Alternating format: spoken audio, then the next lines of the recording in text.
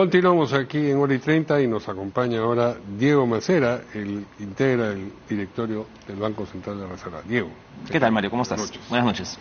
Bien, hay asuntos directamente relacionados con las funciones del BCR que pues están en el centro de atención de la gente que tiene preocupaciones en materia económica.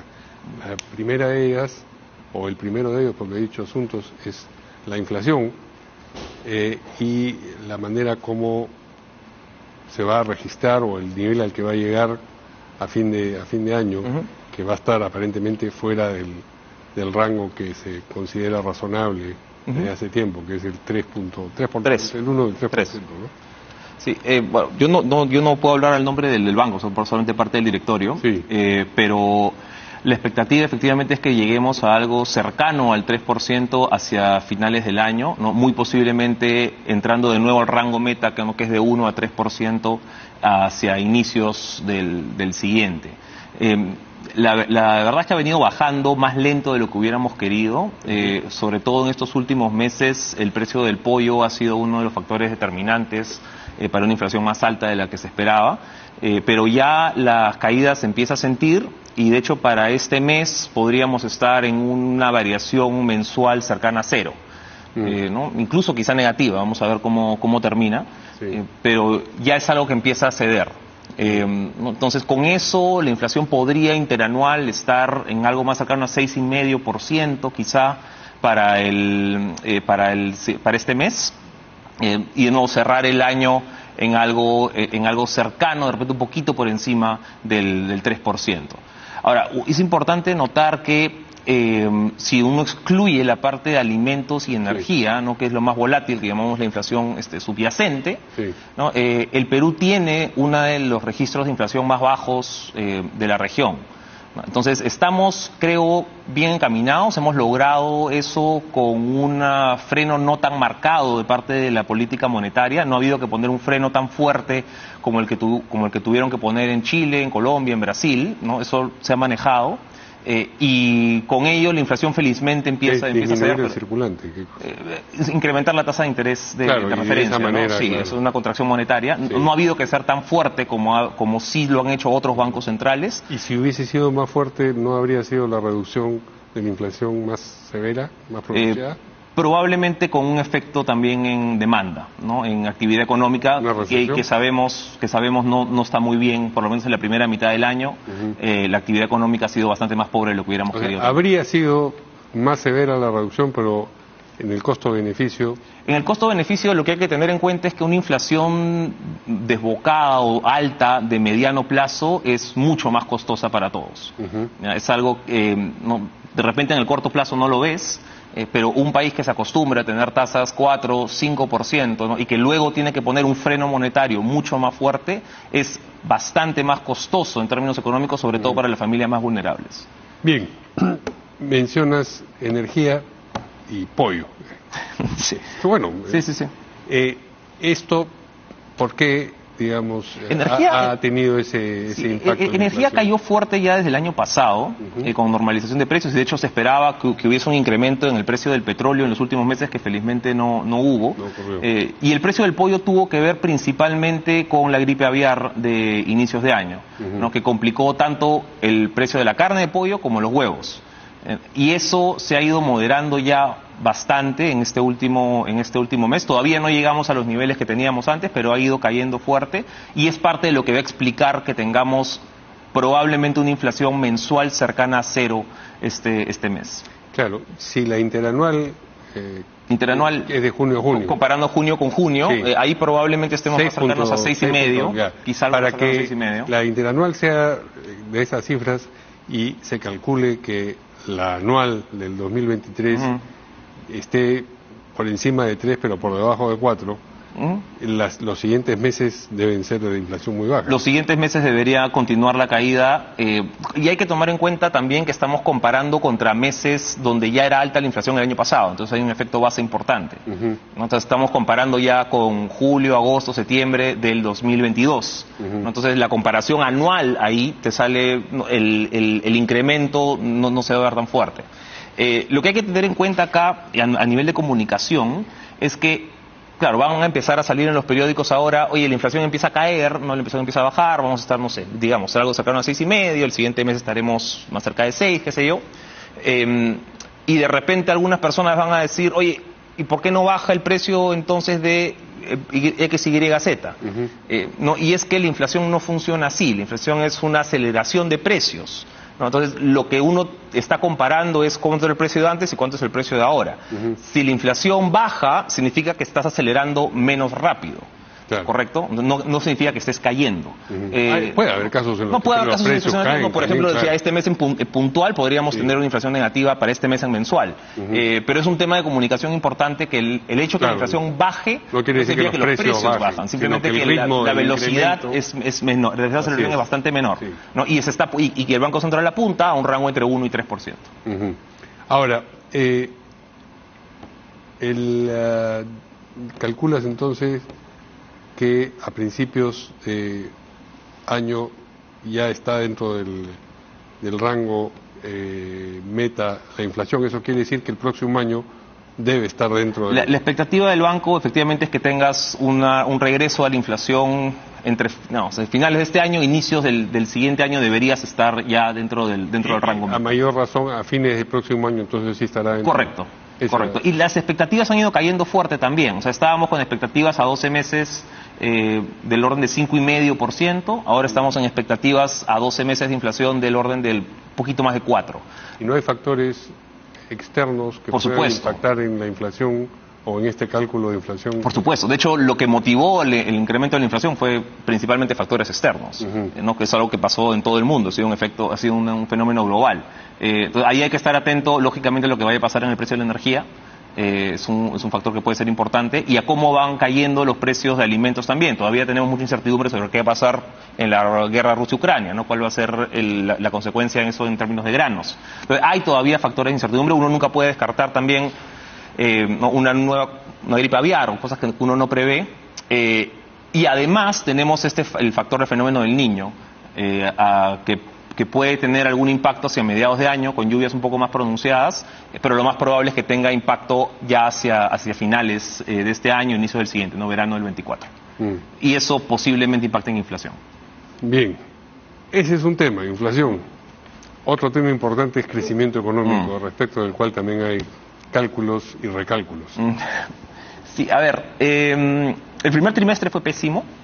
No tuvimos creo que ningún analista esperaba un primer trimestre tan malo como el que tuvimos, principalmente por los resultados de enero motivados por las protestas. Una caída de medio punto casi en el primer trimestre, nadie tenía eso en el radar.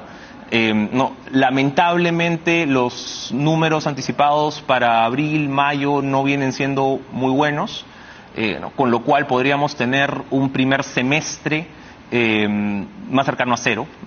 Aquí no estoy hablando en nombre del banco, no son todos los estimados que tenemos desde el IPE, algún primer semestre más cercano a cero. Bueno, pero el primer trimestre se explica por las protestas. ¿El segundo trimestre? El primer trimestre tuviste protestas y además un poco de lluvias, parte de efecto de las lluvias en marzo. Niño costero, sí. El segundo trimestre ya estás, creo, percibiendo mucho más los efectos de no haber hecho tu tarea en el 22. Ajá. Entonces ya empiezas a ver una ralentización bastante más marcada en algunos sectores vinculados a inversión, en importaciones de bienes de capital, en diferentes indicadores que te sugerirían que las decisiones de inversión que no se tomaron en el 22 te empiezan a pasar factura. Por ejemplo, hoy día. ¿Cuáles son las tareas que no se hicieron? Creo que el ambiente de incertidumbre, hemos estado con confianza en negativo desde abril del 21. Nunca habíamos tenido un registro de confianza negativo tan largo, y eso tiene un impacto sobre decisiones de inversión. Entonces, mejoraron sustancialmente en realidad las expectativas empresariales a finales de diciembre del año pasado.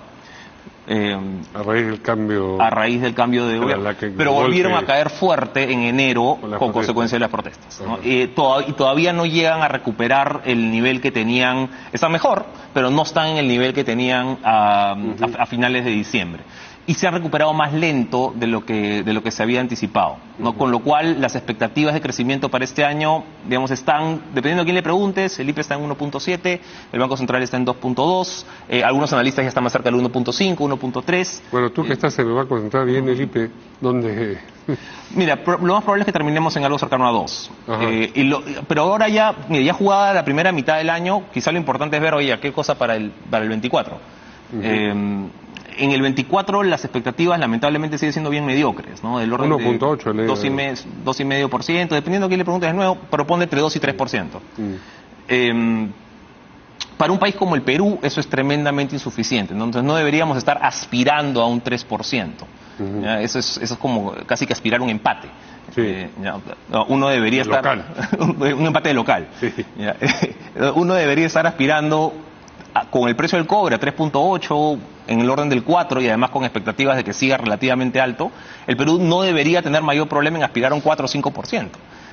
¿No? Y hoy estamos cruzando los dedos para llegar a 3. ¿Y eso tiene razones políticas? Yo creo que hay un componente político importante ahí.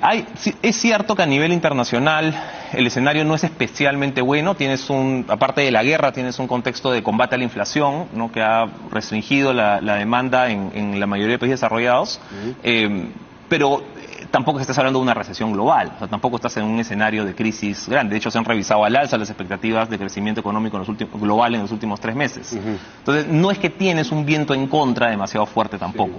Y tienes el empuje adicional del cobre en cerca de los $4 la libra. Deberías poder llegar al 4 y 5 sin demasiado problema. Y hoy, más bien, las expectativas de inversión privada para este año están en negativo ya, ¿no? Entre 2,5 y 5% de contracción.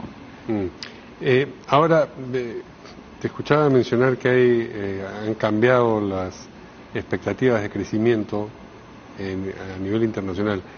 En el Perú también este tipo de anuncios, por eso decía yo cálculos y recálculos, pero nunca he escuchado un cambio para decir vamos a crecer más de lo que dijimos, o la inflación va a ser menos de lo que supusimos. Sucede, pero no ha sucedido pero no ha sucedido recientemente. Sí, de crecimiento ha habido revisiones al alza. De hecho, el 2021, en el rebote hubo una fuerte corrección al alza cuando se llegó al 13%. El 22 y el 23 no han sido el caso. ¿No? En años anteriores, yo, digamos, la memoria que tengo se revisa, una cosa calculas en mayo, otra calculas en septiembre, de hecho, mira, cuando se hace... en diciembre dices caramba, ni mayo ni septiembre. Cuando se ha hecho el análisis de sesgos, ¿no? Si estás de repente empujando muy arriba, empujando muy abajo, consistente, porque te vas a equivocar. El problema es no equivocarte siempre en el mismo sentido. Ese es y cuando se ha hecho ese análisis no encuentras un sesgo realmente a positivo o negativo. No, los últimos años lo que has tenido es el 21, se revisó al alza el crecimiento del producto, el 22 y el 23 sí a la baja, ¿no? Y eso creo que sí tiene una connotación política. Bien, eso entonces en lo que concierne a inflación y a crecimiento, pero ya que te tenemos aquí, queríamos conversar también acerca de lo que has escrito últimamente en el comercio y la falta de apetito, hambre por las reformas en la clase política en general.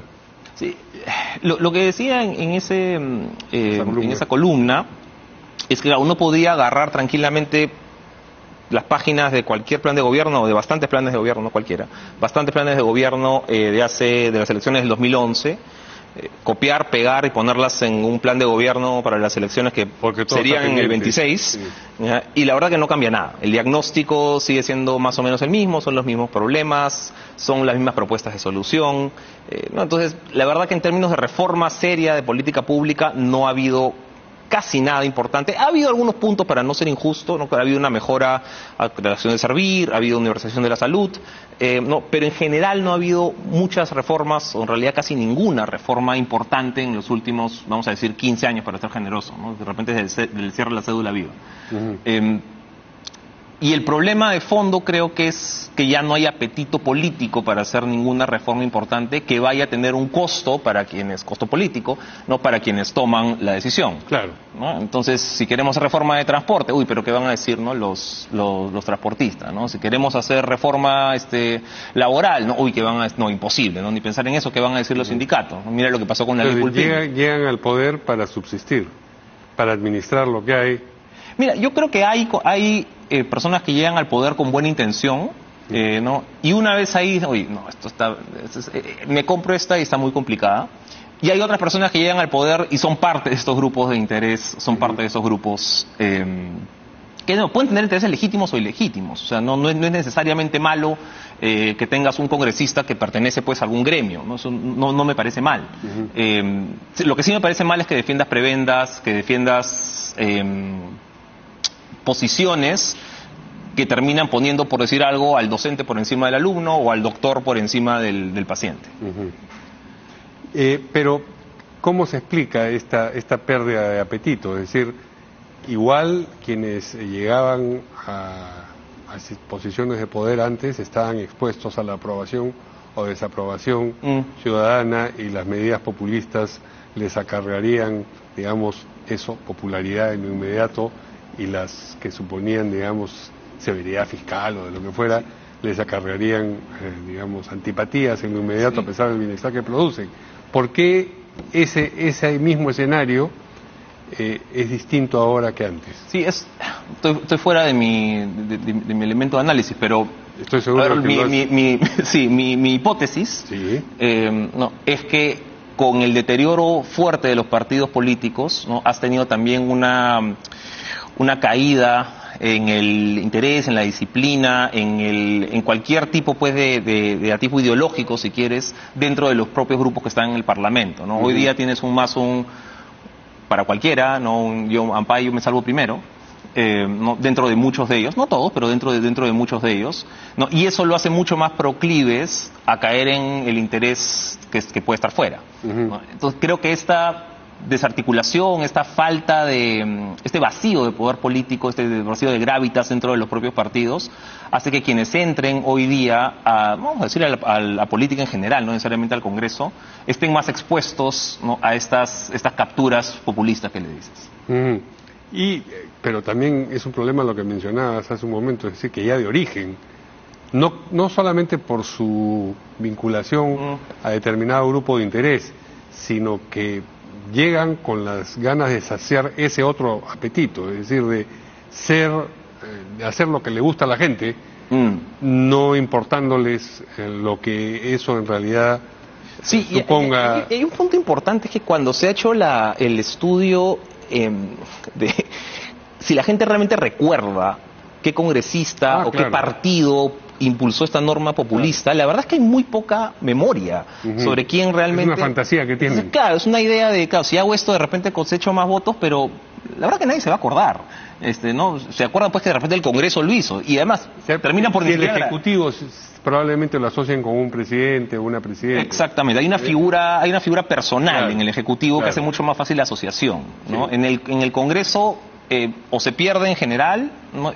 Pero nunca se identifica realmente a la persona que la propuso. Entonces, esta idea de populismo, de que voy a cosechar más votos con eso, la verdad que no sé de dónde viene, o sea, cuál es el fundamento para eso. De manera que harían bien en tratar de empujar realmente intereses no legítimos por la ciudadanía, que no necesariamente pueden ser populares. Pero, digamos, lo que ocurrió seguramente 30 años atrás es que las cosas tocaron fondo. Y entonces ya no había margen para... Solamente podías mejorar.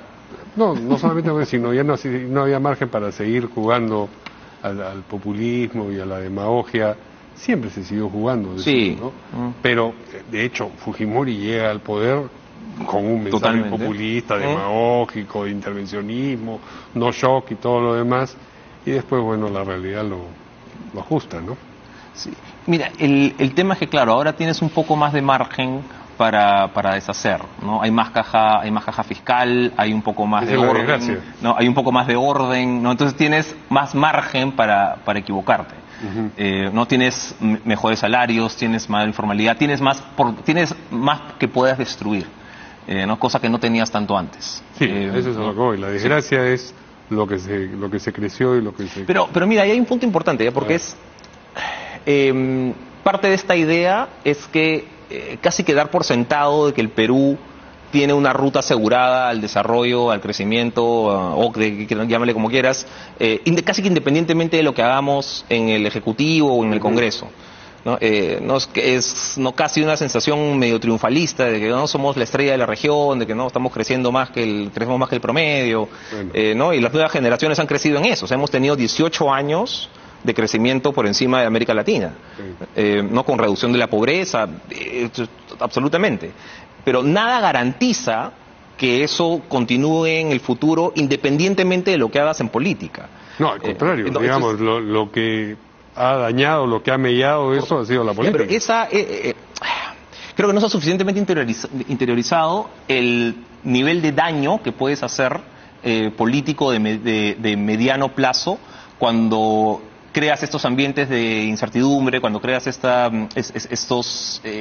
contexto que hemos tenido en el último año y medio, 2 años, en el que condenas puedes condenar a un país a tasas absolutamente mediocres, más propias pues de lo que ha sido América Latina en promedio en los últimos 50 años.